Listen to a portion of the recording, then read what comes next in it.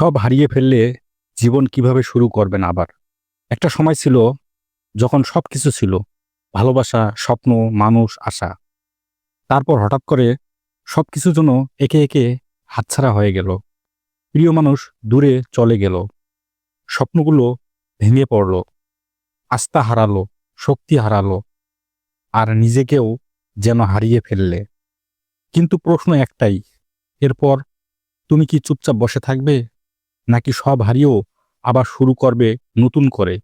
জীবন কখনোই এক রেখায় চলে না।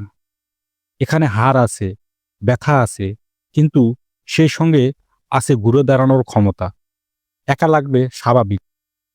ভালোবাসার মানুষ চলে গেলে, বন্ধু দূরে সরে গেলে, স্বপ্নগুলো আর বাস্তব মনে না হলে মন খারাপ হওয়াটা খুবই স্বাভাবিক। তুমি কাঁদো, তুমি অনুভব করো, কিন্তু দয়া করে থেমে যেও না। তোমার ভাঙাগুলো দিয়েই তুমি গড়ে উঠবে।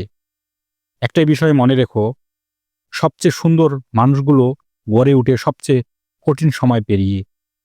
তোমার কষ্টগুলোই তোমাকে শিখাবে কিভাবে আরো মজবুত হওয়া যায়, কিভাবে নিজের জন্য বাঁচতে হয়।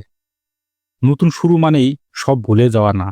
নতুন করে জীবন শুরু করো মানে এই না যে তুমি সব ভুলে যাবে, বরং সেই স্মৃতিগুলোকে নিজের শক্তি বানিয়ে নাও।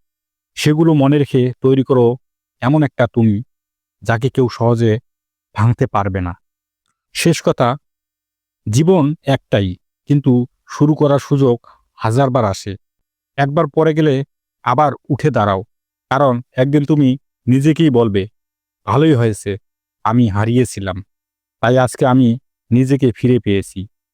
এই লেখাটি যদি তোমার মন ছুঁয়েছে, তাহলে শেয়ার করো, কমেন্ট করো। হয়তো কারো ভাঙা মন আজ একটু আলোর স্পর্শ পাবে।